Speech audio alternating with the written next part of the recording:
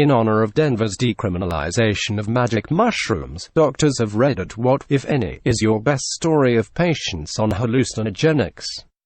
In a busy urban ED, one unkempt-looking man with altered mental status sits calmly and tiredly in a bed along the wall in the hallway. As I walk by, he grabs me with a worried look on his face and says in the most classic stoner voice, "Hey, man. Why does the time on that clock keep changing?" Me, "That's what it's supposed to do." Patient, "Ooh yeah!" Exclamation mark. Exclamation mark. Laughs. Still one of my most memorable encounters. Had a friend become impatient with mushrooms once. He took an eighth, and an hour later decided they weren't very strong, so the most logical thing to do would be eat his other eighth. Cut to 2 hours later, and he is parked on top of a parking garage. Tried to drive across town when they kicked in, and he immediately realized he's effed up. He tried to wait it out, but after being abandoned by everyone else, I wasn't around. No way in hell would I have left the poor guy on 7 grams of shrooms to his own devices, and he decides he needs help.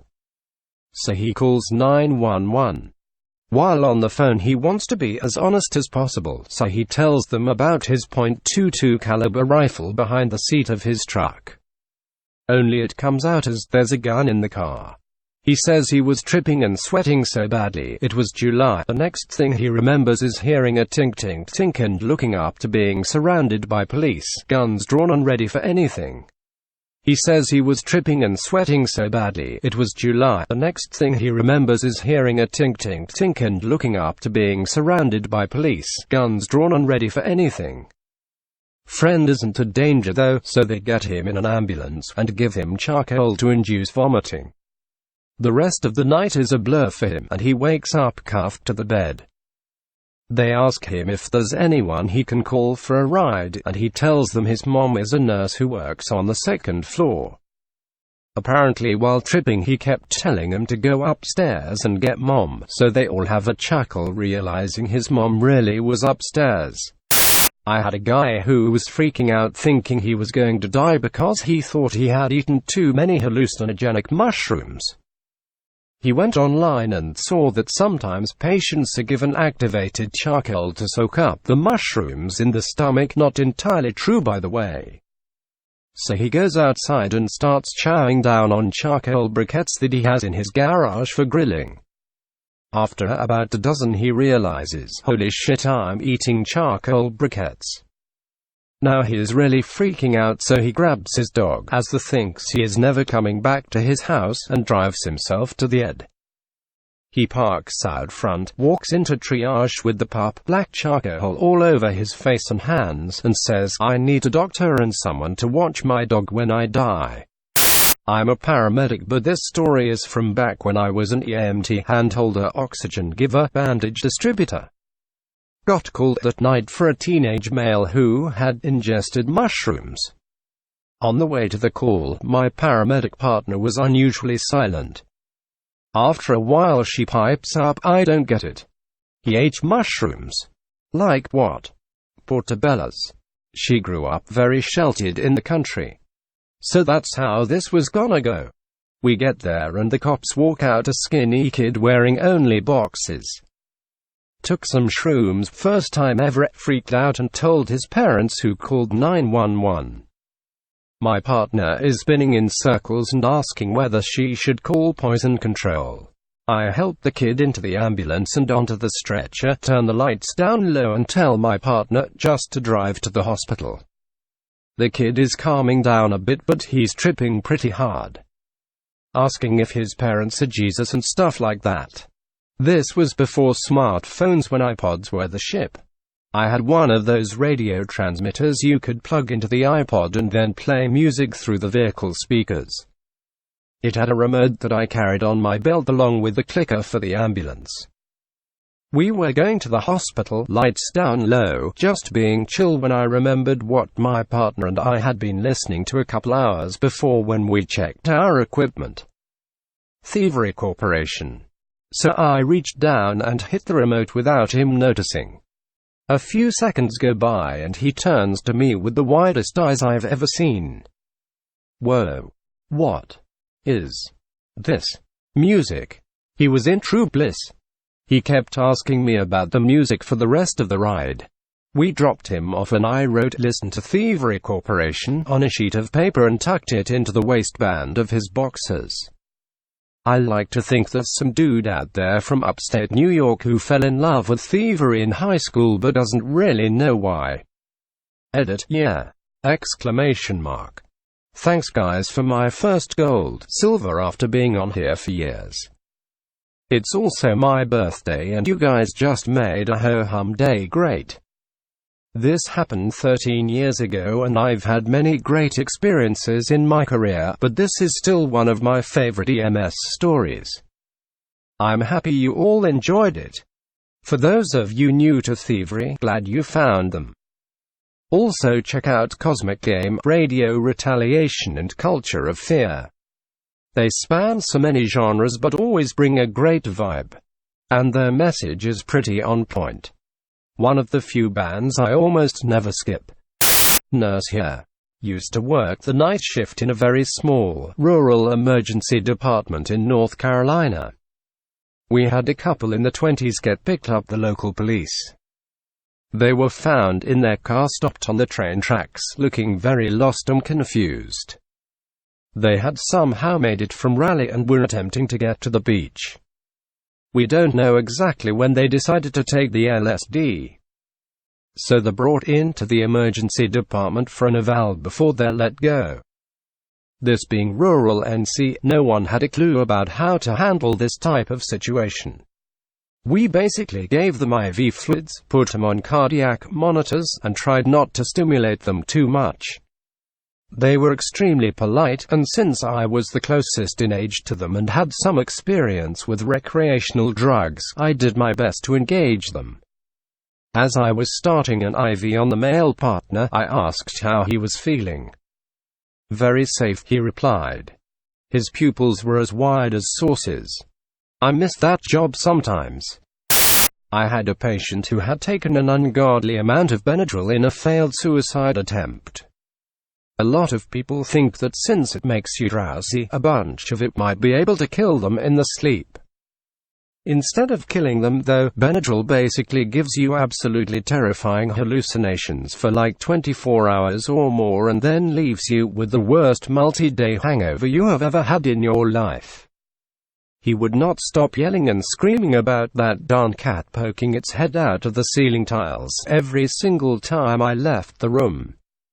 He also had short bursts of thinking he was covered in bugs and I would find him stripped naked and yelling into the wall. I am a medic. Was working a concert in Chicago at Northern Island a few years back for Fish Fest. Get a call from male with his face in the ground. Find a shirtless 20-something-year-old with his pant undone and digging his face into the sand. I get next to the guy and tap his shoulder, say, "Sir, do you know what's going on? Are you okay?" To which he responds in the most classic stoner voice, "Do you know what's going on, man?" And digs his face back in the sand with the stoniest of smiles you can imagine. We coax him out of the sand pit and he tells us he took 10. Just 10. Couldn't remember what of just 10. And honestly 10 is bad number of anything. Lol.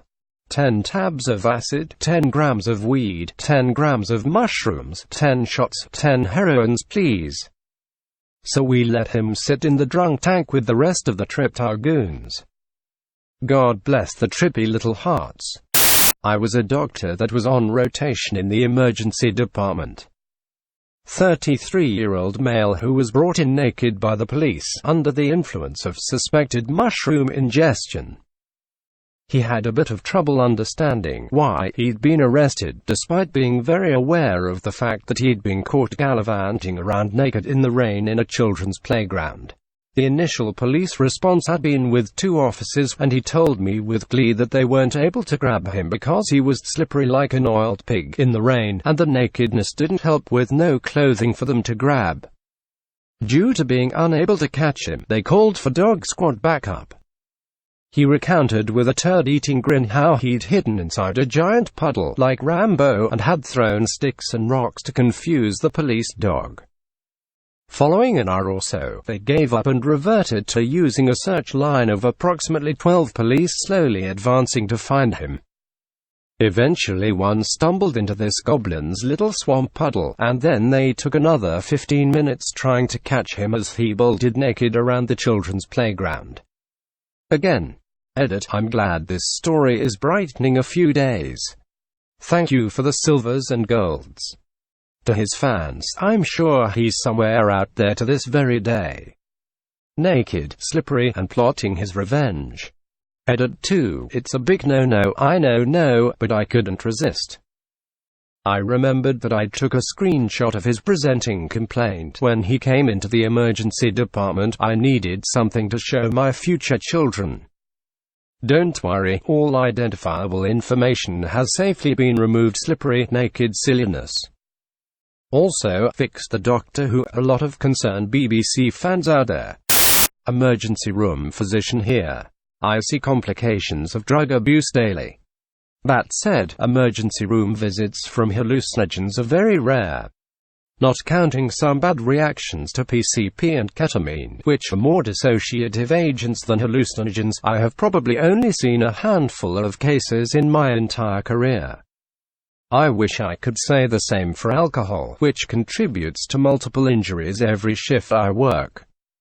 Most of the time it is pretty boring. Usually the patient was either naive to the drug or took a bit too much and has some anxiety. A few cases of teenagers being caught tripping by the parents and dragged to the hospital, which seems like a terrible experience. Now, what I am seeing is an increase in senior citizens having bad reactions to marijuana edibles. Basically, someone in their retirement community gets a medical marijuana card and they all decide to try edibles for the first time, only to find out this isn't the weed they were smoking in the 60s.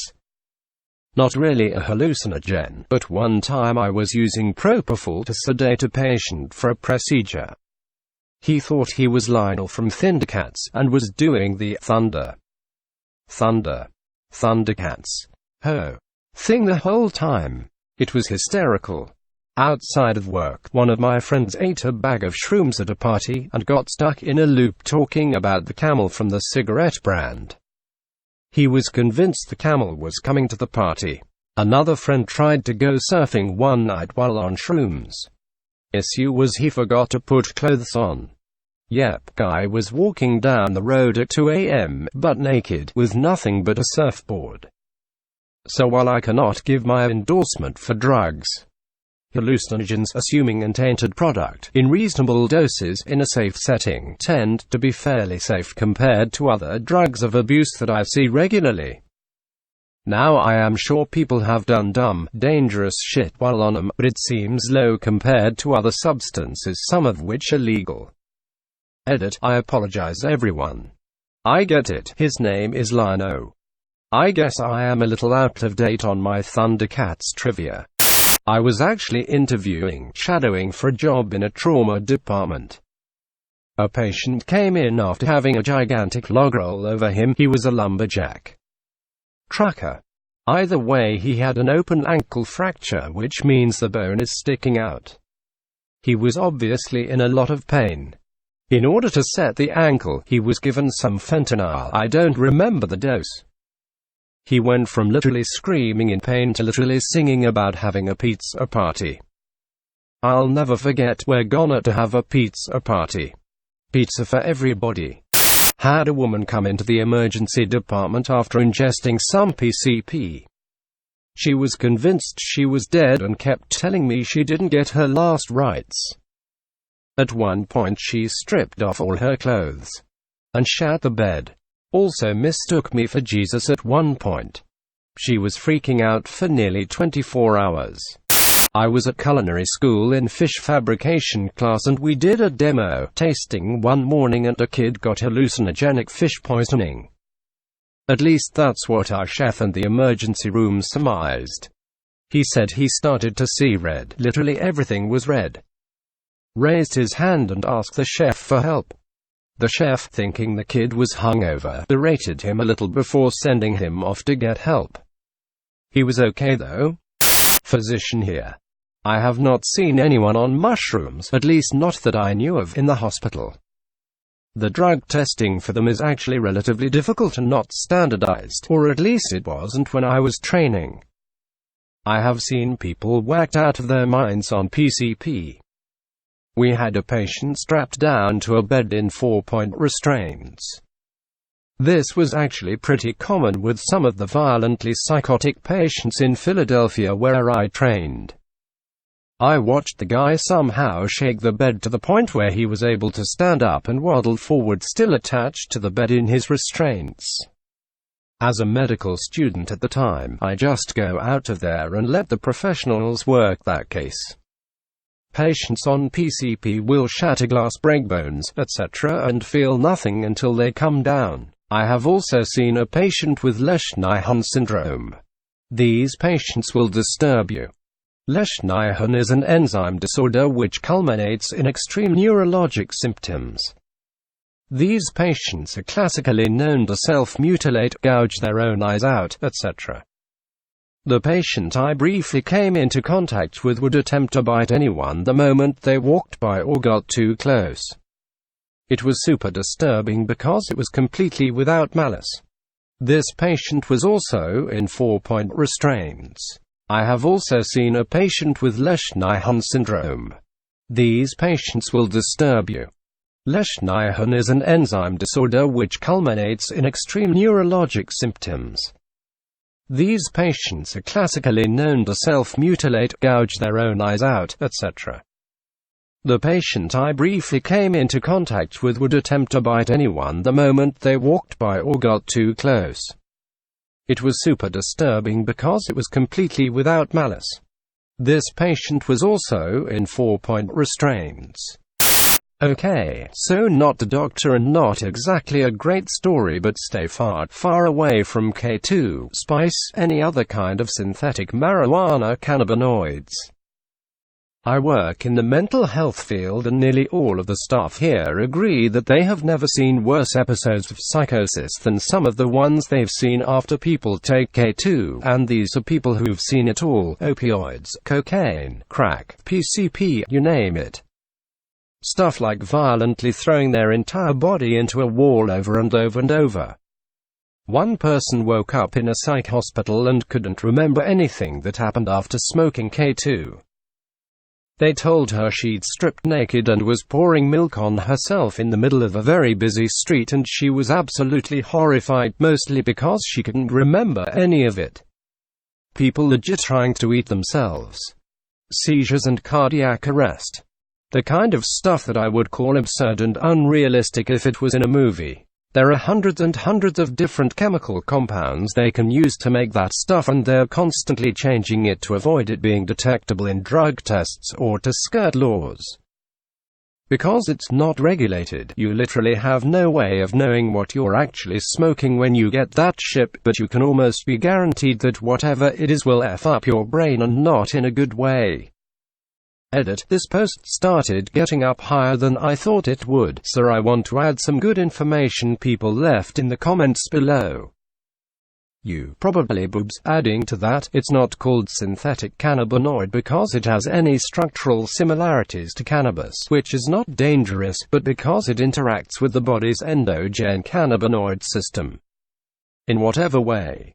That's literally the only similarity. It can affect your body in many different ways and it is dangerous. Not comparable with marijuana. You pounce a lot. Not only is the psychosis severe, but long-lasting.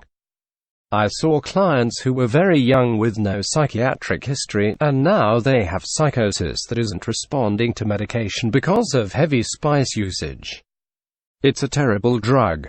And I just want to add that the people I work with have also told me the exact same thing. Actual doctor here. Busy overnight shift in a 16-year-old brought in with police custody. Like 3 dudes, in vests and heavily armed.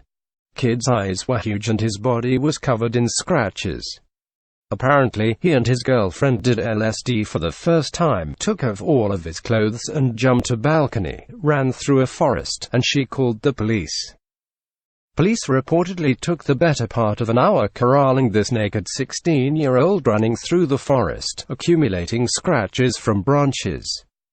The mental image killed me. The high had worn off for the kid at this point. Discharged on arrival, essentially. My only medical advice was next time, find a babysitter. But yeah, I work in some of the worst heroin trafficking parts of the country. People can get real crazy. I'm not a doctor, but I was working as a paramedic at a music festival when we got called to a kid tripping on who knows what. The guy had climbed to the top of a portable generator stadium light. So he's 20 feet in the air on a light pole staring into this blazing midnight sun, screaming, "I'm a moth, go into the flame." We had several cops, firefighters and myself standing at the base for 30 minutes discussing how to get him down without killing him or us. The entire time a crowd of people on drugs is surrounding us to see how it all plays out. Do we get a ladder truck and try to coax him down? What if he won't go? Do we spray mace up there? What if he falls? All of a sudden this greasy-looking janitor walks up, turns off power to the generator, turns on his flashlight and aims it at the Mothman. Dude looks at the flashlight on the ground, scrambles down and follows it to the medical rent like a puppy about to get a snack. I'm embarrassed that none of us thought about that. Thank you for watching. If you enjoyed this video, please like and subscribe, and hit the bell for notifications. New videos released daily. Leave a comment below and let us know what Reddit content you would like us to cover next.